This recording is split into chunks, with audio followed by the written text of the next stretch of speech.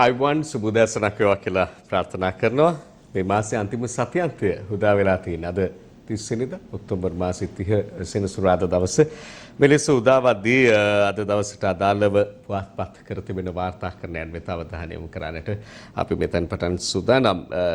අද දවසේ කියනවා හෙට දවසේ වෙන්නේ යන සුවිශේෂ කාරණාවක් පිළිබඳව. මෙපමණ කාලයක් පැවති සංචාරණ සීමාවන් හෙටින් පස්සේ ඉවත් වීම පිළිබඳව තමයි මෙලෙස වාර්තා කරන්නේ. ඒ අනුව දිනමින වාර්තා කරන්නේ සංචාරණ සීමා හෙට අලුයම 4 අවසන් කියලයි. COVID-19 වෛරස පාලනය කිරීම සඳහා මැයි මාසයේ සිට පනවා තිබූ අන්තර් පළාත් සංචාරණ සීමා තහනම මාස 6කට පස්සේ තමයි මේ විදිහට හිටින් පස්සේ ඉවත් වෙනවා කියලා ජනාධිපති ගෝඨාභය රාජපක්ෂ මහතාගේ ප්‍රධානත්වයෙන් රැසු කොවිඩ් මර්ධන කමිටුව විසින් මේ තීරණය ගත් බව සඳහන් කරමින් දින විනාද වාර්තා කරන්නේ ජන ජීවිත අඩාල නොකර පවත්වාගෙන යාමට ඒ අනුව කොවිඩ් කමිටුව ගත්තු තවත් තීරණයක් විදිහට මේ තීරණය දිනමින වාර්තා කරලා තියෙනවා. ඊට පස්සේ අපි අනෙක් පුවත්පත් බලනකොටත් දිවයින එහෙමත් වාර්තා කරනවා මේ පිළිබඳව පළාත් සංචාරණ සීමා හෙට උදේ 4ට අවසන්. ඒකම වුන් වාර්තා කරන අනුසිරස්තලවල පාසල්වල සාමාන්‍ය පෙළ උසස් පෙළ පන්ති ආරම්භීමේ තීරණයක්. පොදු ස්ථානවලදී එන්නත් කාඩ්පත අනිවාර්ය කළ හැකිදයි සොයයි. සෞඛ්‍ය උපදෙස් යටතේ සංචාරක කර්මාන්තය ඉහළ නැංවීමේ අදහසක් ආදී වශයෙන් අපට දකින්නට පුළුවන්කම තිබෙනවා. ඒ එක්කම මෙහිදී වඩාත් අවධානයට ලක්වුණු තවත් කාරණාවක් පිළිබඳව දිනමිනාද වාර්තා කරනවා අපට දකින්නට පුළුවන්. දිවයිනේ තිබිච්ච පොදු ස්ථානවලදී එන්නත් කාඩ්පත අනිවාර්ය කිරීම පිළිබඳවත් දිනමිනත් වාර්තා කරනවා. ඒ හැරෙනකොට මම ඉදිරිපත් කරන්න ගිය කාරණාව තමයි එන්නත්කරණය සම්බන්ධයෙන් ජනතා සිත් තුළ බිල්ලන් මවන්නන් ගැන සොයන්න. ජනපතිගෙන් පොලිස්පතිට උපදෙස් කියලා තමයි මේ පිළිබඳව වාර්තා කරන්නේ. ඒ දිනමින පුවත්පත එන්නත්කරණය පිළිබඳ ජනතා සිත් සතන්හි අනවශ්‍ය බියක් ඇති කිරීමට උත්සාහ කරන සමාජ මාධ්‍ය ඇතුළු විවිධ සංවිධානගත කණ්ඩායම් පිළිබඳ වහාම සොයා බලන්න කියලා ජනාධිපති ගෝඨාභය රාජපක්ෂ මහතා පොලිස්පතිවරයාට ඊයේ උපදෙස් දුන් බව සඳහන් වෙනවා. මේ ගැන ගත්තහම දැන් මේ වෙනකොට රටේ සමස්ත එන්නත්කරණය සමස්ත ජනගහනයත් එක්ක සසඳලා බැලුවම 70% ප්‍රමාණයක් බව සෞඛ්‍ය අමාත්‍යවරයා උපුටා දක්වමින් අද දිනමින වාර්තා කරලා තියෙනවා දකින්නට පුළුවන්. සමස්ත ජනගහනයෙන් 70%ක් එන්නත් කර අවසන් ඇමති කෙහෙලිය යුරෝපා සංගමයට කළ දැනුමත් කිරීමක් තමයි මේ විදියට අපට දකින්නට පුළුවන්කම තියෙන්නේ. ඒ විදියට 70%ක් රටේ ජනගහනයෙන් එන්නත් කරලා තියෙන අවස්ථාවක යම් පොදු ස්ථානවලට යාමේදී යම් අවස්ථාවන් වලට සහභාගී වීමේදී එන්නත් කාඩ්පත අනිවාර්ය කිරීම පිළිබඳව පාර්ශව කිහිපයකින්ම සෞඛ්‍ය අමාත්‍යවරයාකින් යම් විමසීම් කරනවා පසුගිය දිනවල අපට දකින්නට ලැබුණා. ඒ අනුව ඉදිරි කාලයේදී හැඳුනුම්පත වගේ එන්නත් කාඩ්පත යම්කිසි කාලයක් යනතුරු සන්තකයේ තබා ගන්නට ඔබ අනේන තැන රැගෙන යන්නට සිදු වේවි කියන එක තමයි දැනට කියන්නට වෙන්නේ. නිසා ඒ පිළිබඳව සූදානම් වීමත් ඉතාමත්ම වැදගත් කියන එක විශේෂයෙන් සඳහන් කරන්න ඕනේ.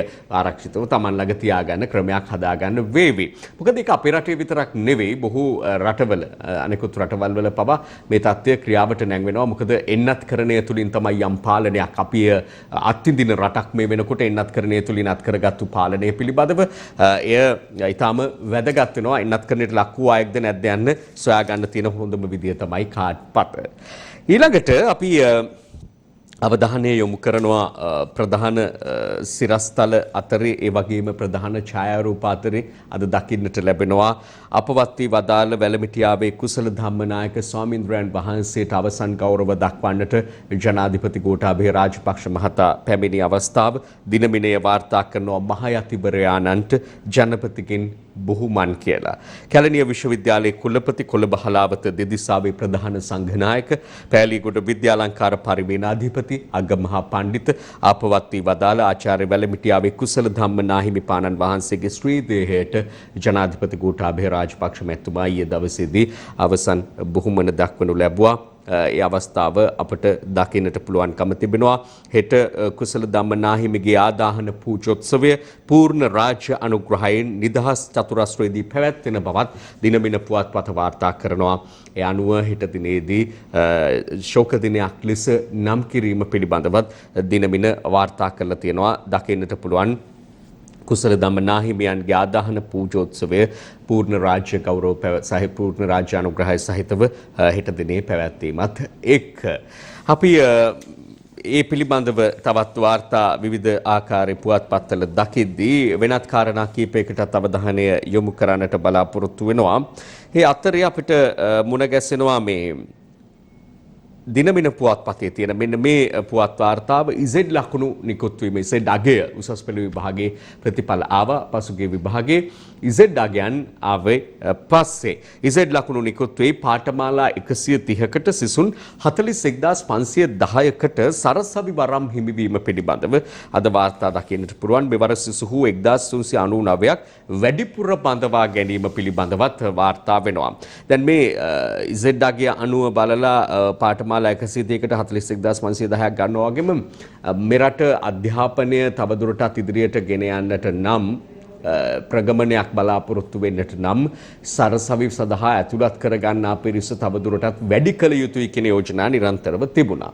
ඒ අනුව තමයි 1399ක් වැඩිපුර බඳවා ගැනීම සඳහා කටයුතු යොදලා තියෙන්නේ. සාමාන්‍යයෙන් ඊටාම සුළු පිරිසක් තමයි උසස් පෙළ විභාගයට පෙනී ඉඳලා ඒන් සමත් වෙන පිරිසෙනුත් තවත් සුළු ප්‍රතිශතයක් තමයි උසස් අධ්‍යාපනය සඳහා විශ්වවිද්‍යාල වරම් ලබන්නේ. මේ ප්‍රමාණය තවදුරටත් වැඩි කිරීම උදෙසා ඉදිරි කාලයේදී පුරවර විශ්වවිද්‍යාල සංකල්පය යටතේ සෑම පළාතක්ම නියෝජනය වන පරිදි විශ්වවිද්‍යාලයක් ආරම්භ කිරීම පිළිබඳව කටයුතු කරමින් තිබෙනවා. මේ ගැන කතා කරන්න තවත් ඉදිරියට නෑ අපි තප්පර කිහිපයක් ගමු වෙලාව බලලා. දැන් අපි මේ ඉසෙඩ් ලකුණු පිළිබඳවනේ සඳහන් කරමින් සිටියේ දිනමින පත්තරේම ඒ සමගම දක්වනවා මේ උන් දෙන සේවයක් විදිහට 2021 සරසවි පිවිසුමට අදාළ ඒ පාඨමාලාවලට බදවා ගැනීම ඉසෙඩ් ලකුණු නව නිර්දේශය අනුව 6-7 පිටුවල පැරණි නිර්දේශ සඳහා ඉසෙඩ් ලකුණු පළමු පත්‍රයේ පළ වෙනවා කියලත් සඳහන් කරමින් ඔබට බලා ගන්න පුළුවන් මේ පත්තරෙම. කොහොම වෙතත් ඒ අතරේ ඊයේ රැස්වෙච්ච කොවිඩ් කමිටුවේදී තවත් අවධානයට යොමු වෙච්ච කාරණාවක් තමයි සරසවි සිසුන්ගේ පළමු වසර අධ්‍යාපන කටයුතු ඉක්මනින් ආරම්භ කිරීම පිළිබඳව. පසුගියදා පුවත් වාර්තාවක තිබුණ විශ්වවිද්‍යාල ප්‍රතිපාදන කොමිෂන් සභාවේ සභාපති ජ්‍යෙෂ්ඨ මහාචාර්ය සම්පත් අමරතුංග මහතා උපුටා දක්වමින් මේ පිළිබඳව සඳහන් වෙලා තිබුණා මේ ඉදිරියේදී එන්නත් කාඩ්පත සමග සරසවි ප්‍රවිෂ්ටය ආරම්භ කිරීම සඳහා බලාපොරොත්තු වෙනවා කියලා. අපි ඊට පස්සේ දිවයින පුවත්පතට අද දවසේ දිවයින පුවත්පතේ ප්‍රධාන සිරස්තලයේ නම් තියෙන්නේ සුපිරි වාහන 4ක් රත්රන් කිලෝ 1.5ක් සමග දෙමටගොඩ චමින්දගේ අයියා රුවන් අත්අඩංගුවට කියලා සඳහන් වෙන පුවතක්. ಭಾರತ ලක්ෂ්මන් ප්‍රේමචන්ද්‍ර ඝාතන සිද්ධිය සම්බන්ධයෙන් මරණ දඬුවම නියම වී සිටින දෙමටගොඩ චමින්ද නැමැති පාතාල නායකයාගේ වැඩිමහල් සොයුරා විදියට තමයි මේ දෙමටගොඩ රුවන් නැමැත්තා හඳුන්වන්නේ. ඔහු මද්‍රව්‍ය ජාවාරමින් උපයාගත්තු බව කියන කෝටි 20කට අධික වටිනාකමකින් යුතු දේපල සමග මෙලෙස අත්අඩංගුවට පත් වුණා කියලා තියෙනවා. අපරාධ පරීක්ෂණ දෙපාර්තමේන්තුව විසින් අත්අඩංගුවට ගත්තා කියලා. දැක සතියන්ත පුවත්පතක මේ සතියක අරුණ වාර්තා කරනවා දෙමටගොඩ රුවන්ගේ වාහන 6ක් රන් කිලෝ 2ක් රාජසන්තකයි කියලා. මේ දක්වලා තියෙන ඡායාරූපයේ හැටියට අධි සුඛෝපභෝගී ගණෙහිලා සැලකෙන වාහන පෙළක් දකින්නට පුළුවන්කම තිබෙනවා. ඔහුගේ වාහන අංගනයක්ම තිබිලා තියෙනවා බැලුවාම සුඛෝපභෝගී වාහන වලින්ම සමන්විත. මේ විදිහට සතියක් අරුණ මේ ගැන වාර්තා කරනවා. අපි ආයෙමු දිවයින පුවත්පතට. දිවයින පුවත්පතේ අපට දකින්නට පුළුවන් වාර්තා අතරේ ඊයේ වඩාත් අවධානය දිනාගත්තු තවත් කාරණාවක් තමයි මේ මහජන මන්ත්‍රණ සභාව ආරම්භීම. මේ වන විට ආණ්ඩුව තුල හිඳමින්ම යම් පක්ෂ කිහිපයක නායකයින් ආණ්ඩුවේ ඇතැම් ක්‍රියාමාර්ග තීන්දුව తీරන පිළිබඳව වැරදි පෙන්වා දෙමින් ඒවායේ තිබෙන සදොස්තැන් නිදොස් කරන්නට උත්සාහ කරන ආකාරයක් පේනවා. ඒ කියන්නේ විපක්ෂයෙන් සිදුවන දේ සිදු විය යුතු දේ ආණ්ඩු පක්ෂය තුළම කණ්ඩායමක් විදියට ක්‍රියාත්මක වෙමින් ඔවුන්ගෙන් සිදුවන ආකාරයක් අපට දකින්නට පුළුවන්කම තිබෙනවා. අද දිවයින වාර්තා කරනවා රටේ සම්පත් රකින්න ඇමති තනතුරු කැප කරන්න සූදානම්. මෙහෙමත් නෙමෙයි ඇත්තටම උදේ ගම්මන්පිල බලශක්ති අමාත්‍යවරයා කියන්නේ ඇමති තනතුරු පමණක් නෙවෙයි ඕනෑම දෙයක් කැප කරන්නට සූදානමින් ඉන්නවා කියලා රට වෙනුවෙන් රටේ සම්පත් වෙනුවෙන් ආණ්ඩුවේ හවුල්කාර පක්ෂ 11 මහජන මන්ත්‍රණ සභාවේදී ඇමති ගම්මන් පිළ කියයි. මේ පක්ෂ නායකයින් පමණක් නෙවෙයි මහා සංඝයා වහන්සේ ඇතුළු පාර්ශව කිහිපයකම සහභාගීත්වයෙන් මේ මහජන මන්ත්‍රණ සභාව පැවැත්වුණේ. විශේෂයෙන්ම LNG බලාගාරය උගතනුයි බලාගාරය පිළිබඳව කාරණාව ප්‍රමුඛත්වය ගන්නවා. ඒ ඇතුළු යම් කාරණා පිළිබඳව කාරණා ඉලක්ක කරගෙන තමයි මේ විදිහට මේ මහජන මන්ත්‍රණ සභාව රැස් වෙන්නේ. ඒ රැස් වෙන පාර්ශවකරුවන් කියනවා මුලින් ජනාධිපතිවරයා එක්ක අගමැතිවරයා එක්ක මේ ආණ්ඩුවේ ප්‍රධානීන් එක්ක ප්‍රබලයින් එක්ක සාකච්ඡා කරාට ඒ සාකච්ඡාවල ප්‍රගතියක් අත් නොවුණු තැන සාකච්ඡාවලින් බලාපොරොත්තු වුණු විසඳුම් වලට එන්න බැරි වූ තැන මේක ජනතාවට මේ දුක් ගැනවිල්ල කියන්නේ ජනතාවට පැමිණිලි කරන අපිම හදපු ආණ්ඩුවේ අද වෙලා තියෙන දේ පිළිබඳව කියලා නිවැරදි මාවතට මානෙට ගන්නට උත්සාහ කිරීමක් තමයි මේ තියෙන්නේ. නැතුව ආණ්ඩුව කඩන්න ආණ්ඩුව පෙරලන්න ගන්න උත්සාහයන් නෙවෙයි කියලා තමයි කියන්නේ. කොහොම වුණත් විශේෂයෙන් එහිදී මහා සංඝයා වහන්සේගේ අදහස් දැක්වීම තුළ පවා කියවුණා මේ අලියව හරිපාර ගෙන යන්න හෙන්ඩු කීපයක් අපි යවුවේ. ඒ හෙන්ඩු අලියව හරිපාර පිට යනකොට ඇතුල් කරගෙන යන්න උඩ. දැන් මේ හෙන්ඩු ටික කියනවා අලියා වැරදි පාර යනවා මෙන්ඩුවට මෙල්ල කරගන්න බැරුව ඉන්නවා කියලා. ඉතින් මේ වගේ ප්‍රකාශය අපිට අහන්න ලැබුණේ අතරේ ඇමති විමල් වීරවංශ ටිකක් සැර කතාවක් කරනවා කාලයකට පස්සේ අපට අහන්න දකින්න ලැබුණා. මේ ආණ්ඩුවේ ඇතැම් නායකයින් විශේෂයෙන්ම කැබිනට්ටුව තුල සිදු වූ දෑ කැබිනට් සාකච්ඡාව තුළ සිදු වූ දෑ අනාවරණ කරමින් ඔහු දැඩි විවේචනාත්මක ස්වරයකින් අහඬ නගනවා ඊයේ දවසේදී මේ මහජන මන්ත්‍රණ සභාවේ දකින්නට ලැබුණා. අද දිවයින වාර්තා කරනවා ඇමති කට්ට වෙනුවෙන් තක්කඩිකම් ඉවසන්න බෑ. ඇමති විමල් වීරවංශ ප්‍රකාශ කළ බව ඔහුගේ කතාවෙන් කොටසක් උපුටගෙන දිවයින එලෙස වාර්තා කරලා තියෙනවා දකින්නට පුළුවන්. කොමුණත් මේ විවිධ පක්ෂ නායකයින් මහාචාර්ය තිස්සු විතාරණ වාසුදේව නානායක්කාර විමල් වීරවංශ උදේ ගම්මන්පිල මේ ආදී විවිධ පක්ෂවල නායකයින් දැක්වූ අදහස් අපට අසන්න දකින්න මම හිතන්නේ පුළුවන්කම ලැබෙවි මේ යුගතනවි බලාගාරය පිළිබඳව සැකසුණු වාර්තාව තුළ මහජන මන්ත්‍රණ සභාව පිළිබඳව ඊයේ ප්‍රවෘත්ති විකාශය අඩංගුණු වාර්තාව අපි ඔබට පෙන්වන්නට බලාපොරොත්තු වෙනවා. අපි වෙලාව ලැබුණාම බලමු. අපි අනිකුත් කාරණාවෙත් අවධානය යොමු කරමින් ඉදිරියට පත්තරේ ගමන් කරමු. කොහොම වුණත් දැන් මේ ආණ්ඩුව තුලින්ම මතුවලා තියෙන විරෝධතා පිළිබඳව ගත්තහම එන්නම උත්සන්න වන ස්වරූපයක්. ඒ අතරේ විපක්ෂය විසිනුත් ආණ්ඩුවට එරෙහිව යම් තැන්වල ඒ වගේම යම් ආකාරවලින් උපරිම විරෝධතා දක්වන ආකාරයක් ජනතාව පෙළගස්වන ආකාරයක් දකින්නට පුළුවන්කම තිබෙනවා. එයින් එක අවස්ථාවක් අපට දකින්නට ලැබුණා මහනුවරදී විපක්ෂ නායක සජිත් ප්‍රේමදාසගේ නායකත්වයෙන් පැවතුණු විරෝධතාවයක්. ආණ්ඩුවේ මේ යම් පිළිවෙත් පිළිබඳව බඩු මිල වැඩි ජනතාවට පාරිභෝගිකයන්ට දරා ගන්න බැරි තැනකට ඇවිල්ලා තියෙනවා. මේ කාරණා පෙරටු කරගනිමින් විරෝධතාවයක් පැවතුණා. මහානායක ස්වාමින් වහන්සේලා බැහැදක ආශිර්වාද අරගෙන තමයි විපක්ෂ නායකතුමා මේ විරෝධතාවයට එක්ුණේ. අපිට දකින්න පුළුවන් දිනමින පත්තරේ වාර්තාවක ජනතාවට සුබසිත උදා කරන්න මා සූදානම් කියලා විපක්ෂ නායක සජිත් ප්‍රේමදාස මහතා කියනවා. ඊළඟට අපේ දෙවයින පත්තරේ දකිනවා ආණ්ඩුව අත්නොමතිකයි විකල්ප ආණ්ඩුව සමගි ජන බලවේගයයි කියලා ඔහු ප්‍රකාශ කරලා තියෙනවා. දැන් මේ වෙලාවේ ඡන්දයක් ආණ්ඩුවක් නව ආණ්ඩුවක් පත් කරගන්න ඡන්දයක් පේන මානක නෑ. තියනවා නම් තියන්න තියෙන පළාත් සභා ඡන්දය. කෙසේ වෙතත් විකල්පය සජබයයි කියන ගමන් සමගි ජන බලවේගය ඉදිරියේ ඒමට නියමිත පළාත් සභා මැතිවරණය සඳහා විශේෂ සූදානමක් පිළිබඳවත් අද මම දැක්ක සති අග අරුණ වාර්තා කරලා තියෙනවා ඉරිදා පත්තරේ.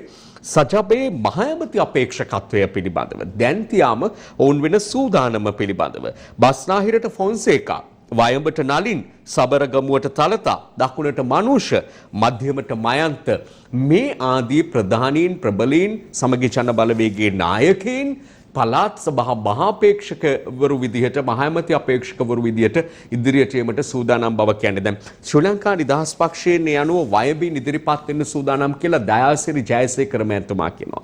නලින් බණ්ඩාර මන්ත්‍රීතුමාව සමගි ජන බලවේගීන් ඉදිරිපත් කරන්න සූදානම් කියලා පත්තරේ වාර්තා කරනවා. ඒ අතර විවිධ රාවයන් පැතිරෙනවා මහින්ද රාජපක්ෂ අග්‍රාමාත්‍යවරයාගේ බාලපුත්‍රයා රෝහිත රාජපක්ෂ ඉදිරිපත් වේවිද වයඹ මහමැතිවරණයට මේ වයඹ මහ ඇමති අපේක්ෂකයා විදියට පළාත් සභාවට කියලා. මේ ආදි වශයෙන් විවිධ තවම මේ කිසිවක් ස්ථිර නොවූ කාරණා දැන් මේ පත්තර වාර්තා අතරින් තමයි අපිට මේවා දකින්න ලැබෙන්නේ. හැබැයි මේ සියලු දේ අතරින් විශේෂයෙන් ශ්‍රී ලංකා නිදහස් පක්ෂයේ මහලේකම් දයාසිරි ජයසේකර රාජ්‍ය අමාත්‍යවරයා නම් එලිපිට ප්‍රකාශ කරනවා තමන් මේ ඇමතිකම් අතහැර දාලා පක්ෂීය අවස්ථාව දෙනවා නම් සූදානම් වයඹ මහ ඇමතිවරයා විදියට තරගබිමට පිවිසෙන්නට කියලා. අපිට මතකයට නැගෙනවා ඔහු මිට පෙර වයඹ මහ ඇමති අපේක්ෂකයා විදියට වාර්තාගත ජයක් වාර්තා කරනවා. ඒ වගේම මෙවැනි තවත් අවස්ථාවක් අපිට මුණ ගැසෙනවා මතකයි හරින් ප්‍රනාන්දු ඌව පළාත් මහ ඇමතිවරයා විදියට ලබාගත්තු ඉතිහාසගත ජයග්‍රහණය මේ ආදී යම් යම් සුවිශේෂ තත්ත්වයන් මතකයට නැගෙනවා. කොහොමුණත් දැන් මේ ආණ්ඩුව හමුවේ ආණ්ඩුව වෙත ජනතාව වෙතින් එල්ලවෙමින් තිබෙන විරෝධය හමුවේ ඒ වගේම විපක්ෂ කණ්ඩායම් ගොඩනගන විරෝධතා හමුවේ උත්සාහ කරමින් ඉන්නේ මේ ආණ්ඩුව අභිබවා යාමට විපක්ෂය කුමන හෝ තැනකින් අවස්ථාව ලද තැනකින් කටයුතු කිරීමට බව තමයි පෙනෙන්න තිබෙන්නේ. ඒ අතරේ ජවිපේ ගමට යාමක් ගැන දිනමින පුවත්පතේ දැක්වෙනවා. මේ සම්බන්ධවත් විවිධ සමාජ මාධ්‍ය ඔස්සේම විවිධාකාරයෙන් පැතිර යනවත් අපිට දකින්නට පුළුවන්.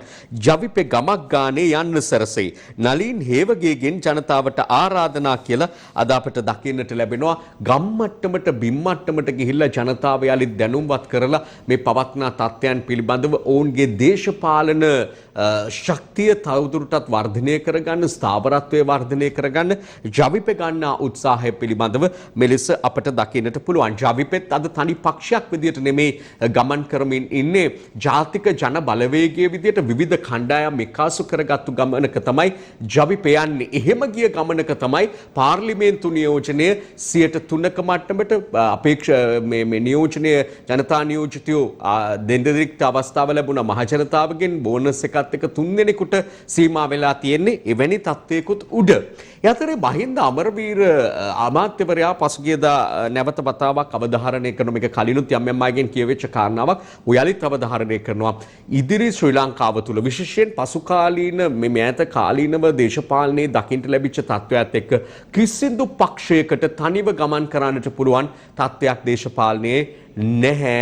තිබෙන්නේ කණ්ඩායමක් වශයෙන් සංධානගත වී යා හැකි ගමනක් කියලායි සඳහන් කරන්නේ. ඒ අතරේ අපිට දකින්නට පුළුවන් රනිල් වික්‍රමසිංහ මහත්මයා එක්සත් ජාතික පක්ෂේ නායකතුමා කියන කතාවත් එජාපේ අලුත් සංකල්ප දර්ශන අයවැයෙන් පසුව ඉදිරිපත් කරනවා කියලායි රනිල් වික්‍රමසිංහ එජාප නායකතුමා සඳහන් කරන්නේ. අපි දැන් යමු අර මහජන මන්ත්‍රණ සභාවේ අදහස් ඇතුළත් යුගදනවි බලාගාරය පිළිබඳව සැකසුණු පුවත් වාර්තාව වෙත. යුගදනවි බලාගාරය හරහා LNG සැපයීමට ඇමරිකානු සමාගමක් සමග අත්සන් කළ ගිවිසුම අද බරපතල අර්බුදයක් උදා කර අවසන්. මෙම ගිවිසුම මගින් මෙරට විදුලි බල සැපයුමේ ඒකාධිකාරිය මෙම ඇමරිකානු NFE සමාගමට පැවරෙන බවයි ප්‍රධානතම චෝදනාව. ගිවිසුම මධ්‍යම රාත්‍රියේ අත්සන් කළ බවටද විවිධ පාර්ශව චෝදනා එල්ල කළා. විශේෂයෙන් ආණ්ඩුවේ හවුල්කාර පක්ෂ ගිවිසුමේ අන්තර්ගතය දැන සිටියේ නැති බවද මාධ්‍යට ප්‍රකාශ කර තිබුණා. මේ පිළිබඳව අග්‍රාමාත්‍යවරයා සහ ජනාධිපති ගෝඨාභය රාජපක්ෂ මහතා මුණ ගැසීමට ආණ්ඩුවේ හවුල්කාර පක්ෂවලට ඊයේ දින අවස්ථාව හිමි වුණා. සාකච්ඡාවෙන් අනතුරුව මාධ්‍ය වෙත අදහස් පළ කළ මැති ඇමතිවරුන් ආණ්ඩුවේ මේ ප්‍රශ්න තියෙනවා කියලා මුකුත් ප්‍රශ්න නැහැ. පක්ෂ 나යකයෝ සියල්ලටම යුගදනවි බලාගාරය සම්බන්ධයෙන් රටේ ජනතාවට විදුලි බිල අඩු කිරීමට අවශ්‍ය කරන වැඩපිළිවෙල ශක්තිමත් කරන්නත් ඒ වගේම බාහිරව එන බලපෑම් වලට කොහොමද මුහුණ දෙන්න කෙනෙක් ගැන අතිගරු ජනාධිපතිතුමා මුදල් ඇමතුමා පැහැදිලි කරා මෙන්න අපේ වැඩපිළිවෙල කියලා හැමෝම ඒකෙදි තමන් අපි ඔක්කොම ඒකරාශී වෙලා ආණ්ඩුව ශක්තිමත් කරන වැඩපිළිවෙල තමයි අද සාකච්ඡා කරන්නේ. බැසිල් රාජපක්ෂතුමා ඉතා දීර්ඝ පැහැදිලි කිරීමක් කරා. ඒ වගේම ඉතා පැහැදිලිව ප්‍රකාශ කර සිටියා මේ මොකද එතෙන්දී එක මතයක් ආවා දැනට මේ ටෙන්ඩර් එකක් කැඳවලා තියෙන එකක් සම්බන්ධයෙන්. ඉතින් එතුමා ඉතා පැහැදිලිව කිව්වා දැන්ට මේ ටෙන්ඩර් එක කැඳවලා තියෙන එකේ ලැබිලා තියෙන ලන්සුව LNG යුනිට් එකකට ඩොලර් 3යි ගාණක් වෙනවා. නමුත් මේ සමාගම ඩොලර් 1.4කට දෙන්න ලෑස්ති වෙලා තියෙනවා. ඉතින් මේ වගේ ඉතා ලාභදායී දෙයක් අතහැරලා යන්නේ මොකටද කියලා අපි ඉතින් සාකච්ඡා කරා. ඒක ඉතින් විවිධ අදහස් ගන්නවක් තියෙනවා. තුමාගේ අදහස් තියෙනවා. බජර් රාජපක්ෂ මහත්මයාගේ අදහස් ගන්නවක් තුන. කෙසේ වෙතත් අපේ අපිට එතුමා බසිල් රාජපක්ෂ මැතිතුමාගේ අදහස වුණේ තව මේක අවසන් ගිවිසුම නෙමෙයි. තව යම් ගිවිසුම් තව කීපයක් තියෙනවා අත්සන් කරන්න. මූලික ගිවිසුමට අමතරව ඒ තියෙන එක සම්බන්ධව අපිට යම් යෝජනා තියෙනවා නම් ඒකේ වන්න කියලා තමයි අපිට දැනුම් දුන්නේ. ඉතින් අපි බලාපොරොත්තු වෙනවා ඒ සම්බන්ධව ඉදිරි ක්‍රියා කරන්න. තව මේක මූලික සැකස්ම විතරයි. තව අත වශයෙන් මේකේ තියෙන අනෙකුත් ගිවිසුම් දෙක තමයි අතරම ඉතාම වැදගත් වෙන එක තමයි එතුමා කිව්වේ. මෙම ගිවිසුමට අදාළ කැබිනට් පත්‍රිකාවට යෝජනා ඉදිරිපත් කිරීමට ආණ්ඩුවේ හවුල්කාර පක්ෂවලට අවස්ථාව ලැබෙන බව අග්‍රාමාත්‍යවරයා ඊයේ දින පැවති සාකච්ඡාවේදී ප්‍රකාශ කර තිබෙනවා. ඊට ආණ්ඩුවේ හවුල්කාර පක්ෂවලද කැමැත්ත ලැබුණු බවයි අග්‍රාමාත්‍ය කාර්යාලය නිවේදනය කළේ. මේ අතර අද ආණ්ඩුවේ හවුල්කාර පක්ෂ කොළඹදී මහජන මන්ත්‍රණ සභාව නමින් විශේෂ සමුළුවක් සංවිධානය කර තිබුණා. මෙහි මුඛ්‍ය පරමාර්ථය වූයේ LNG බලාගාර පද්ධතිය ඇමරිකානු සමාගමකට පවරා දීමයි. මේ අතර විදුලි බල වෘත්තීය සමිති අද දිවයින පුරා උද්ඝෝෂණ මාලාවක් පැවැත්වුවා. ඒ මෙම ගිවිසුමට එරෙහිවයි.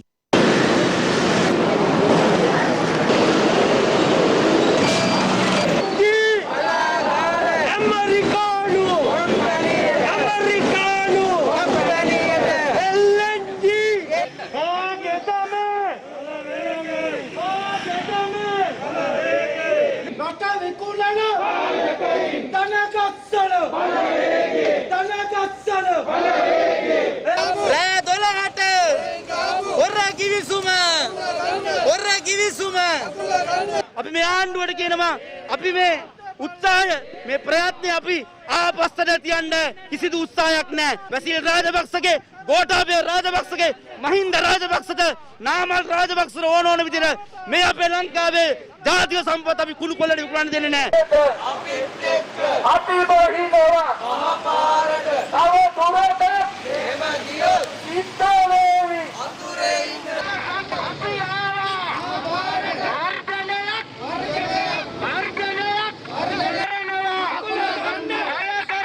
විදුලිය තමයි අංක 1 මේවලම ජීවත් වීමට අවශ්‍ය. මෙන්න මේ ආයතනය එක පැත්තකින් අපි අපේ ආයතනයේ සේවකයෝ අපිව ජීවත් කරන අපේ දරුපවුල් ජීවත් කරන ආයතනය වගේම රටේ සමස්ත 2.20 ලක්ෂ ජනතාව ජීවත් කරන ආයතනය. මෙන්න මේ ආයතනය මහරෑ 12ට තමන්ගේ මව්බිමේ අයිතියට පවරන්න බසිල් රාජපක්ෂ ඇමරිකන් පුරවැසියත් සමග රාත් 12ට ගිවිසුම් ගැව්වා. මේ වෙනකොට වෘත්තීය සමිති එකඟතාවයට ඇවිල්ලා තියෙනවා දින දෙකක විදුලිය විසන්ධි කර වැඩ වර්ජනයකට යාමේ ක්‍රියාමාර්ගයට. හොර ගිවිසුම අකුල වන්න මෙන්න බලේ ආණ්ඩුව. ප්‍රධාන උද්ඝෝෂණය පැවතුනේ කොල්ලුපිටිය විදුලි බල මණ්ඩල ශාඛාව ඉදිරිපිටදී.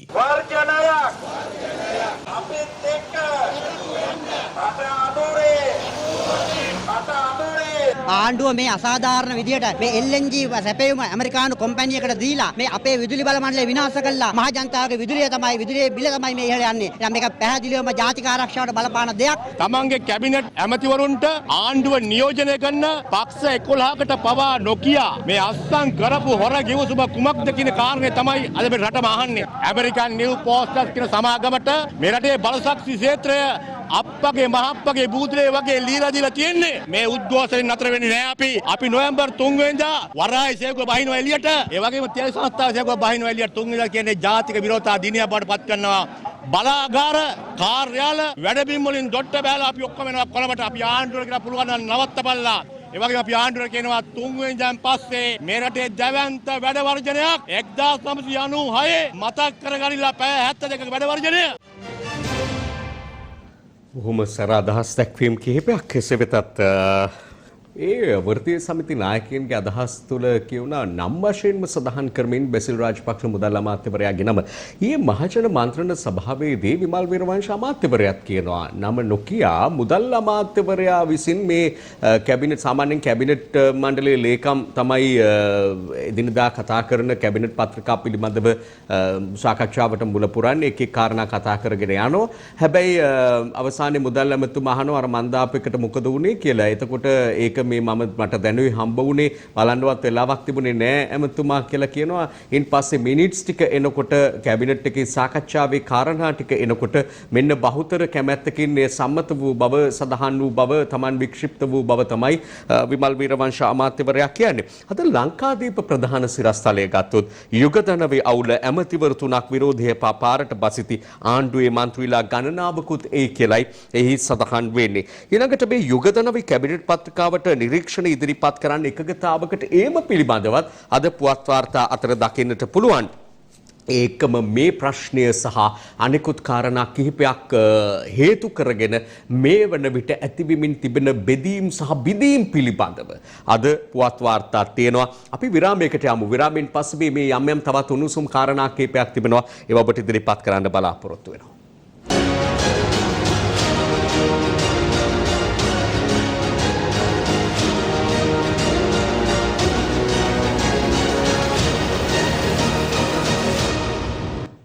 අපි අලිත් විවිධ කාරණා වෙත අවධානය යොමු කරමු. අර අපි අවධානය යොමු කරමින් සිටි මේ ආණ්ඩුවේ පක්ෂ 11ක නායකයෝ දක්වමින් තිබෙන විරෝධය පිළිබඳව කාරණා එක්ක ඉන් පස්සේ ඇතිවිය හැකි තත්වයන් පිළිබඳව.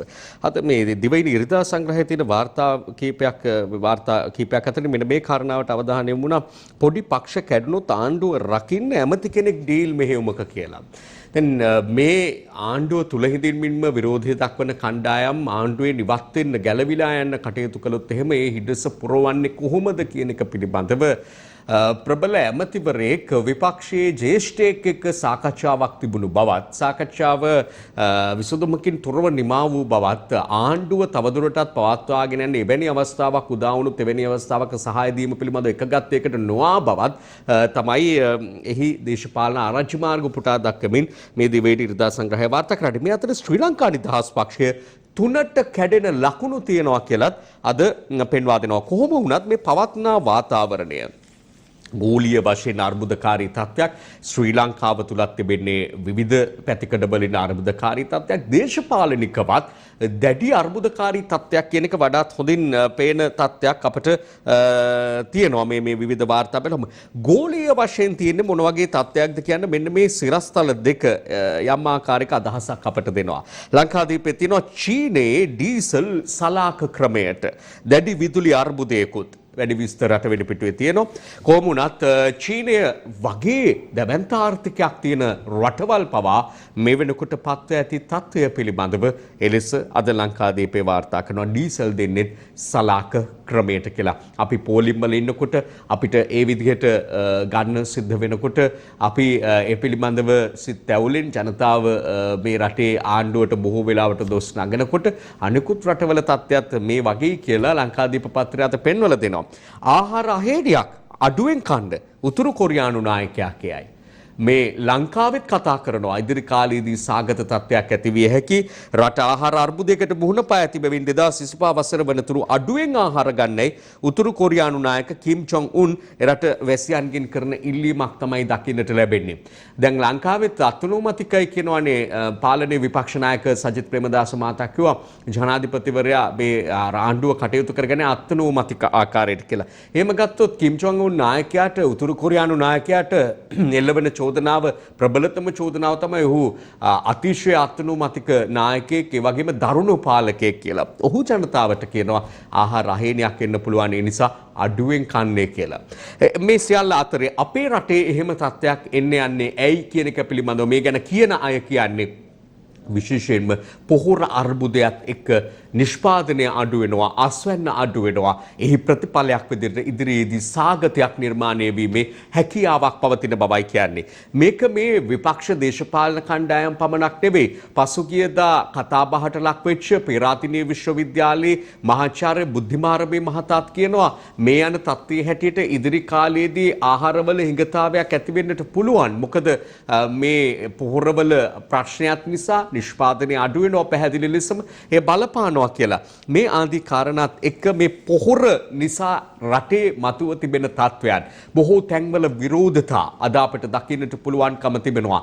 ඒ අතරේ දැන් අප නැඹුරු වෙමින් සිටින කාබනික පොහොර කොම්පෝස්ට් පොහොර ඒ අතරේ නිෂ්පාදනය පිළිබඳවත් ඇතැම් පාර්ශව කටයුතු කරමින් ඉන්නවා. ඒ කටයුතුත් සිදු වෙනවා. පොහොරවලට විරෝධය පාල ගොවිතැනින් ඉවත් වීම වෙනවා. පොහොර ඉල්ලලා විරෝධතා දැක්වීම වෙනවා. ඒ අතරේ රසායනික පොහොර තිබිච්ච තොගේ යම් ආකාරයකින් අනුරාධපුර පැත්තේ බෙදා හැරීමක් පිළිබඳව වාර්තා වෙනවා. ඊළඟට ඉන්දියාවෙන් ගෙන්වන නැනෝ දියර පොහොර පිළිබඳව සාකච්ඡා වෙනවා. මේ දියර පොහොර නිපදවීම ලංකාවේ මහාචාර්යවරියක් මැදිහත් වෙලා සොයාගත්තු කාරණාවක්. ඒ පිළිබඳවත් වාර්තා වෙනවා. ඊට පස්සේ දැන් මේ කොම්පෝස්ට් සහ අනෙකුත් කාබනික පොහොර නිෂ්පාදනය කරන තැන් පිළිබඳවත් සාකච්ඡා වෙනවා. මේ සියල්ල ඇතුළත් වාර්තාව ප්‍රවෘත්ති වාර්තාව අපි දැන් බලමු. කාබනික පොහොර කියලා සමහර පොහොර ಜಾති දැන් පිටරටින් ගෙනවා. ඒ අතර කාබනික පොහොර හදන්න මහන්සි වෙන පුද්ගලයන් අපේ රටේ ඉන්නවා. රජරට ගල්නෑව ප්‍රදේශයේ චමින්ද නීල් කුමාර ජයවර්ධන තරුණ ව්‍යවසායකයා අද සාර්ථකව කොම්පෝස්ට් පොහොර නිපදවනවා. අපි ඉස්සල්ලා ගෙදර නෝනයි මායි දෙන්න පැකට් වලට මිරිස් බටු වර්ග එක එළවලු වර්ග හැදුවා. හදලා ඉවර වෙලා අතිසාර්ථකව ගෙඩි බීට් එකේ මදනකොට විශාල අල හැදුනා. ඒ අල හැදුනාට පස්සේ මට හිතුණා මේක තමා හොඳ පොහොර වර්ගයක් මේක හදන්න ඕන කියලා ස්වභාවිකවම දේවල් අරගෙන මම කාබනික පොහොර නිෂ්පාදනය කරන්න ගත්තා.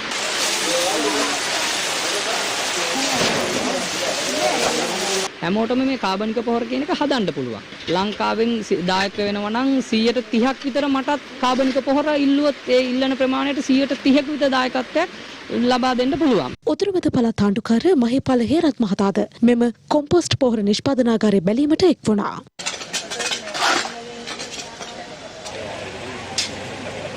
මේ අතරේ කාබනික පොහොර වගාවෙන් වී ගොවිතැන කරන ත්‍රිකුණාමලයේ ගොවිබිම් බලන්න අද කෘෂිකර්ම අමාත්‍යාංශ නිලධාරීන් එක් වුණා.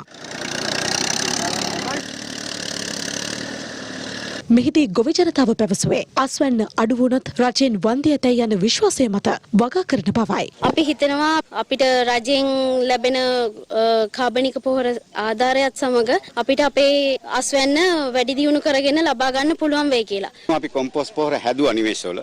දැන් මේ ගොයමට දින 15ක් විතර එනවා.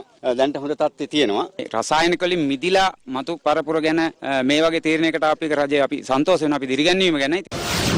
කාබනික පොහොර ක්‍රියාවලියත් එක්ක යම්කිසි කන්න හානියක් වුණොත් එහෙම අධිකරු ජනාධිපතිතුමා පොරොන්දු වෙලා තියෙන මේ හානිය ලබා දෙනවා කියලා විශ්වාස කරනවා සියලුම ගොවියන් කුමරට බැහැලා මේ අභියෝගේ බාර අරගෙන වසවිස නැති ආහාර වේලක් ශ්‍රී ලංකා ජනතාවට ලබා දීමේ කාර්යයට වුන් අපිත් එක්ක වැඩ කරයි කියලා මම විශ්වාස කරනවා. මේ අතර පූජ්‍ය ඕමල්පේ සෝබිත හිමියන් පවසන්නේ පිටරටින් රසායනික පොහොර ගෙන්වනවාට වඩා කාබනික පොහොර ගෙන්වීම භයානක බවයි. ලෙඩෙකුට බෙහෙතක් දෙන විට ක්‍රමවේදයක් තියෙනවා. ඒ ක්‍රමවේදය වෙනස් වුණොත් කොච්චර බෙහෙත හොඳ වුණත් රෝගියාගෙන් එන්නේ අපහාසයක්, උපහාසයක්, අකමැත්තක්. කාබනික පොහොර මේ රටට පිටරටින් ගෙන්වීම කිසිසේත් අවශ්‍ය වන්නක් නෙවෙයි. කාබනික පොහොර පිටරටින් මෙහාට ගේනවයි කියන එක රසායනික පොහොර ගේනවට වඩා භයානකයි, බරපතලයි, අනාගතය මහා පරිමාණ විනාශයකට යොමු වන වැඩසටහනක් වෙනවා. අදත් දෙවයින පුරා ගොවි උද්ඝෝෂණ පැවැත්වුණා. ඇලහැර ගොවියන් ආරම්භ කළ අඛණ්ඩ ගොවි උපවාසයට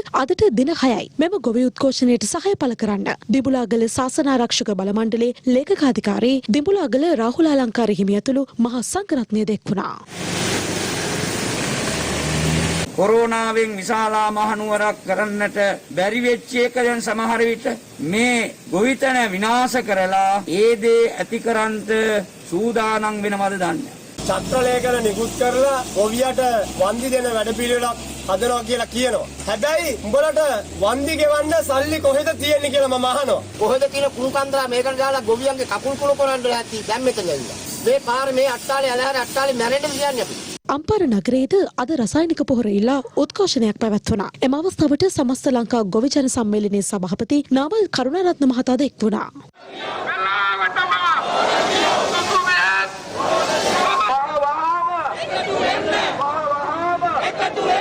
බලන්න බැයි නම් මේක පරයල්ලා තණ්හාවට බදාගෙන ඉන්න එපා යක්කුනේ පාලක එකෙන් බලා වංගුරුට ආදරේ නෙවෙයිකෝ පොර දෙන්නේ අපිට ඔය හරි රටකින් යන කුඩුවන බාර ගන්න බලා ලෝකෙම නැහැ කිසිම පොරක් නැහැ කාබනිකත් නැහැ රසායනිකත් නැහැ ප්ලේන් එකෙන් ගේනවා තක්කු බුක් වෙලා ඒ නිසා අපි කියනවා ආණ්ඩුවට දෙන්න බැරි නම් කාබනික ටික හරියට දීපන් රසායනික පොහොර ඇමතිතුමා කියන අපිට මේක මාකට් කරන්න බැරි වුණානේ කියලා. ඇමතිතුමා අපි දන්නවා ඔයාලා බෙලෙන්න කියලා. තම මාස කීපයක් යනකොට එළවලු කිලෝ එක රුපියල් 500 600 700 800ට නගින එක වළක්වන්න බැරි වෙයි.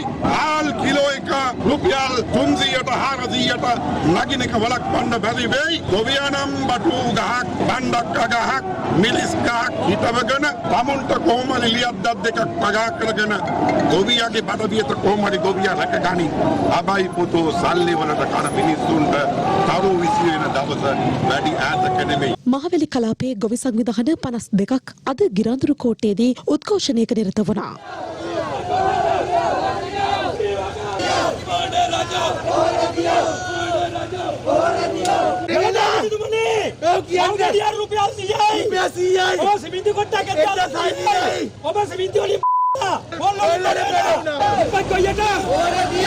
මම ගෑණියෙන් නිසා දැන් බලන්න මගේ කැබිනට් එකම බඩ වෙලා. ඒ බව දන්නවා. පාරේ බෑ යන්නේ. බව දන්නවා. ඔයගෙඩියක් 300ක් වෙනවා. අඩිය මම මල්ලි මං හෙට පරාද වෙනවා අනිවාර්යෙන්ම පස්සර ගන්නවා මම.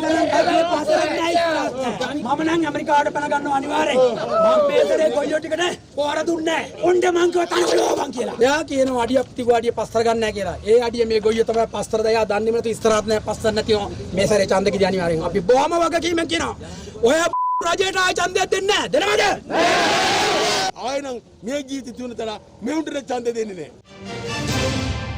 මහා සංඝරත්නයේ අදහස්, ඒ වගේම ගෝවිජන නායකයින්ගේ අදහස්, මේ බොහෝ දේවල් ගැඹුණු පුවත් වාර්තාවක් මේ පොහොර සහ කෘෂිකර්මාන්ත අර්බුදයන් කීපයක් පිළිබඳව පැතිකඩ කීපයක් ඔස්සේ සාකච්ඡා කරන අපි පත්තරවල මෙතෙක් උපුටා නොගත් කාරණා කීපයකට අවධානය යොමු කරමු. දිවයින පුවත්පත අද වාර්තා කරනවා ස්ලිට් යලි මහ පොළට ගන්න නියෝග කරන්න කියලා විජේදාස ශ්‍රේෂ්ඨාධිකරණයට යයි කියලා විජේදාස රාජපක්ෂ මහතා විසින් අධිකරණයේ හමුවට යාමක් පිළිබඳව මාළඹේ ශ්‍රී ලංකා තොරතුරු තාක්ෂණ ආයතනය මහ පොළ බහරකාර අරමුදලට පවර ගන්නට කියලා.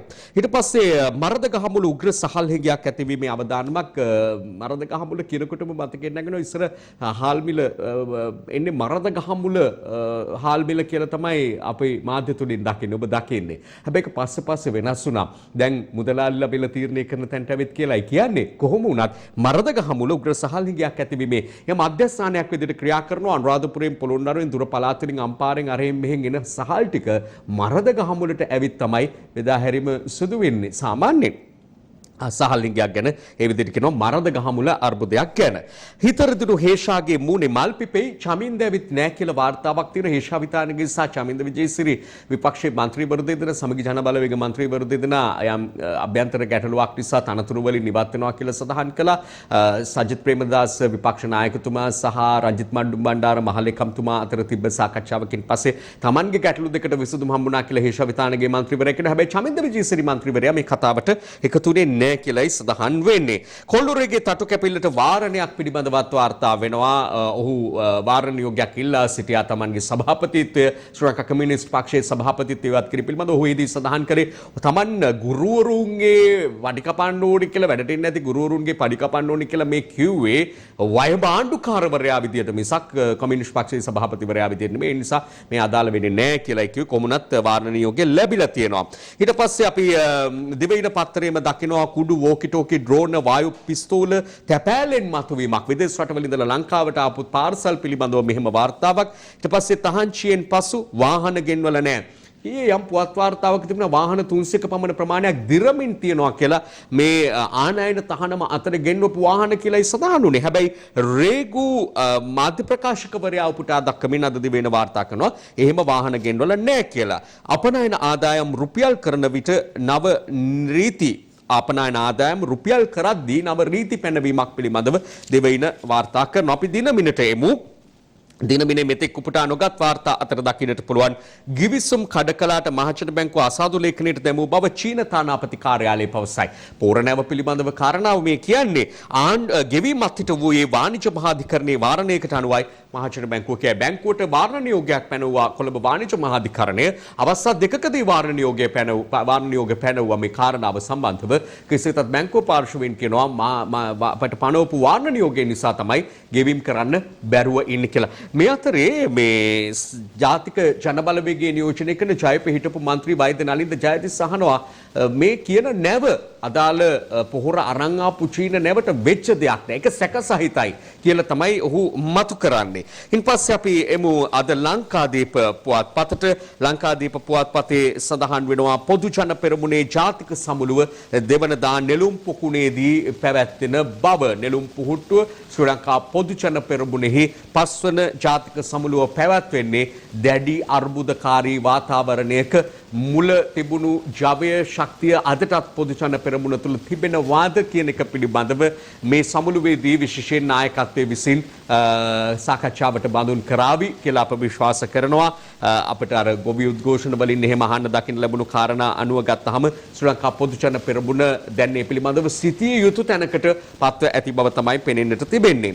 එන්නත් නොගන්නා අයට නීති ක්‍රියාමාර්ග ඉදිරියේදී ගන්නවද නැද්ද කියන කාරණා පිළිබඳව අදාළ වාර්තාවකුත් දකින්නට පුළුවන්. රදගුරු සමුළුවත් කිතුණු മന്ത്രിවරුනුත් විශේෂ කතා බහක යෙදීම පිළිබඳව අද ලංකාදීප පුවත් වාර්තාවක දකින්නට පුළුවන්. තිස්ස සාමකුලී රක්ෂිතයේ වැවක් හෝටලයක් තනමින් සිටි 9ක් අත්අඩංගුවට ගැනීමක් පිළිබඳවත් වාර්තා කරනවා. රුපියල් 1098 සිමෙන්ති කොට්ටේ 1125ට 1130ට විකුණපු හાર્ඩ්වෙයාර් මුදලාලි කෙනෙක් අත්අඩංගුවට ගැනීම පිළිබඳ වාර්තා වෙනවා. හાર્ඩ්වෙයාර් ඉස්සරහත් දැන් පෝලිම් සිමෙන්ති කොට්ට ගන්න බොහෝ දෙනා පෙළ ගැහී ඉන්නවා. ඉන්දියාවෙන් ගෙන්නූ නාඩු කිලෝවක් රුපියල් 98ට සතොසින් දෙනවයි කියන සුබ පණිවිඩය සතොසින් ඔබට ඉදිරිපත් කරමිනුයි අපි සමුගන්නේ. ඉන්දියාවෙන් ගෙන්නපු හාල්කෝ කියලා තමයි ඇහුවා. මෙන්න ඒවා සතොසේ තියනවායි කියලා කියනවා. 100ට අඩුවෙන් දෙනවා කියලා වෙළඳ ඇමතුමා පොරොන්දු වුණා. වාසුදේව ඇමතුමාත් කිව්වා යම් යම් තැන්වල දැන් රුපියල් 98ට සතොසින් ඒ සහල් ගන්න පුළුවන් කියලායි කියන්නේ. ආයි අපි හෙට හම්බ වෙමු. එතෙක් ඔබට සුවදායි සුබ දවසක් පතනවා. දවස් ඉදිරි විශේෂාංගයක රැඳෙන්න ආරාධනා කරනවා.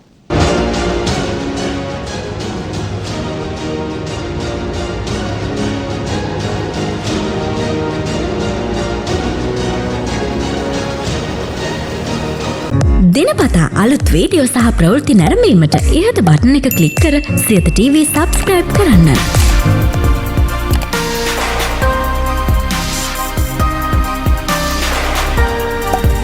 අලුත් වීඩියෝ ගැන මුලින්ම දැනගන්න මෙම සීනුව ක්ලික් කරන්න.